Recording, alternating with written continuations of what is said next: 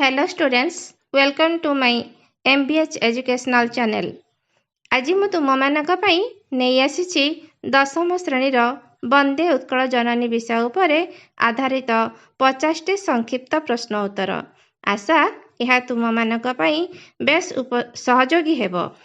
ଯେଉଁମାନେ ଚ୍ୟାନେଲକୁ ନୂଆ ଦେଖୁଛନ୍ତି ସେମାନେ please like, share and subscribe ନିଶ୍ଚିନ୍ତ କରିନିଅନ୍ତୁ, କାରଣ ଏହାଦ୍ୱାରା ତୁମେମାନେ ମୋର ଏହିପରି ଆହୁରି ସୁନ୍ଦର ସୁନ୍ଦର ଭିଡ଼ିଓ ଦେଖିପାରିବ।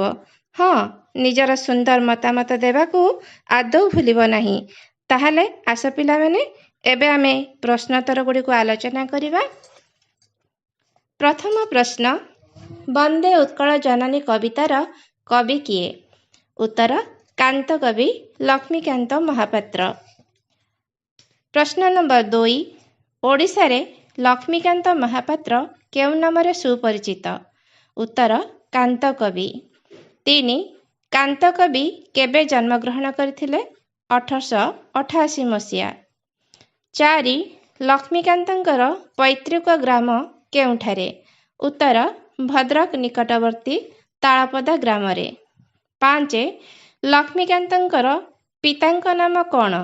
ଉତ୍ତର, ଚୌଧୁରୀ ଭାଗବତ ପ୍ରସାଦ ସାମନ୍ତରାୟ ମହାପାତ୍ର। 6 ନମ୍ବର ପ୍ରଶ୍ନ, ଲକ୍ଷ୍ମୀକାନ୍ତଙ୍କର ମାତାଙ୍କ ନାମ କ'ଣ? ଉତ୍ତର, ରାଧାମଣୀ ଦେବୀ। 7 ନମ୍ବର, ସେ କଲିକତାସ୍ଥ କେଉଁ କଲେଜରେ ଅଧ୍ୟୟନ କରିଥିଲେ? ଉତ୍ତର, ରିପନ କଲେଜ। 8, ତାଙ୍କ ରଚିତ ଉପନ୍ୟାସର ନାମ କ'ଣ? ଉତ୍ତର, କଣାମାମୁଁ। 9, ତାଙ୍କ ରଚିତ ସଙ୍ଗୀତ ଗୁଚ୍ଛର ନାମ କ'ଣ? ଉତ୍ତର, ଜୀବନ ସଙ୍ଗୀତ। 10 ନମ୍ବର, କାନ୍ତ କବିଙ୍କ ଦ୍ୱାରା ରଚିତ ଗଳ୍ପ ସଂକଳନର ନାମ କ'ଣ? ଉତ୍ତର, ଦେହି ପଦ ପଲ୍ଲବ ମୁଦାରମ୍। 11, ତାଙ୍କ ରଚିତ ଲାଳିକାର ନାମ କ'ଣ? ଉତ୍ତର, ଚଟକ ଚନ୍ଦ୍ରହାସ ଚମ୍ପୁ। 12, ତାଙ୍କ ରଚିତ ପ୍ରବନ୍ଧ ସଂକଳନର ନାମ କ'ଣ? ଉତ୍ତର, ଶରୀର ମାଦ୍ୟଂ। 13, ବୁଢ଼ା ଶଙ୍ଖାରୀ ଗଳ୍ପର ରଚୟିତା କିଏ? ଉତ୍ତର, ଲକ୍ଷ୍ମୀକାନ୍ତ ମହାପାତ୍ର। 14, ସବୁଥିରୁ ବଞ୍ଚିତ କରି କବିତାର ରଚୟିତା କିଏ? ଉତ୍ତର, କାନ୍ତ କବି ଲକ୍ଷ୍ମୀକାନ୍ତ ମହାପାତ୍ର। ଡଗର ପତ୍ରିକାର ସମ୍ପାଦକ କିଏ ଥିଲେ ଓ ଏହା କେବେ ପ୍ରକାଶିତ ହୋଇଥିଲା? ଉତ୍ତର, ଲକ୍ଷ୍ମୀକାନ୍ତ ମହାପାତ୍ର ଓ 1937 ମସିହା। 16 ନମ୍ବର, ବନ୍ଦେ ଉତ୍କଳ ଜନନୀ କେବେ ଓଡ଼ିଶା ସରକାରଙ୍କ ଦ୍ୱାରା ରାଜ୍ୟ ସଙ୍ଗୀତର ମାନ୍ୟତା ଲାଭ କରିଛି? ଉତ୍ତର, 2020 ମସିହା। 17, ଚାରୁ ହାସମୟୀ ବୋଲି କାହାକୁ କୁହାଯାଇଛି? ଉତ୍ତର, ଉତ୍କଳ ଜନନୀଙ୍କୁ। 18 ନମ୍ବର, କାହାର ଭାଷାକୁ ଚାରୁ ବୋଲି କୁହାଯାଇଛି? ଉତ୍ତର, ଉତ୍କଳ ଜନନୀଙ୍କର ଭାଷାକୁ। 19 ନମ୍ବର, ଚାରୁ ଶବ୍ଦର ଅର୍ଥ କ'ଣ? ଉତ୍ତର, ସୁନ୍ଦର।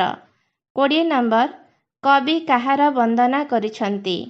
ଉତ୍ତର, ଉତ୍କଳ ଜନନୀଙ୍କର। 21 ନମ୍ବର, ଉତ୍କଳ ଜନନୀଙ୍କର ଶରୀରକୁ କିଏ ଧୋଇଦିଏ? ଉତ୍ତର, ସମୁଦ୍ରର ପବିତ୍ର ଜଳଧାରା। 22 ନମ୍ବର, ପୂତ ଶବ୍ଦର ଅର୍ଥ କ'ଣ? ଉତ୍ତର, ପବିତ୍ର। 23 ନମ୍ବର, ପୟୋଧି ଶବ୍ଦର ଅର୍ଥ କ'ଣ? ଉତ୍ତର, ସମୁଦ୍ର। 24 ନମ୍ବର, ପୟୋଧିର 3ଟି ପ୍ରତିଶବ୍ଦ ଲେଖ। ଉତ୍ତର, ସମୁଦ୍ର, ସାଗର ଓ ପାରାବାର। 25 ନମ୍ବର, ଉତ୍କଳ ଜନନୀଙ୍କ ତଟଦେଶ କାହାଦ୍ୱାରା ସୁଶୋଭିତ? ଉତ୍ତର, ତାଳ ଓ ତମାଳ ବୃକ୍ଷ ଦ୍ୱାରା। ପରବର୍ତ୍ତୀ 25ଟି ପ୍ରଶ୍ନ ଉତ୍ତର ଆମେ ଆସନ୍ତା ଭିଡ଼ିଓରେ ଆଲୋଚନା କରିବା। ଆଜି ପାଇଁ ଏତିକି ରହୁଛି। ଧନ୍ୟବାଦ।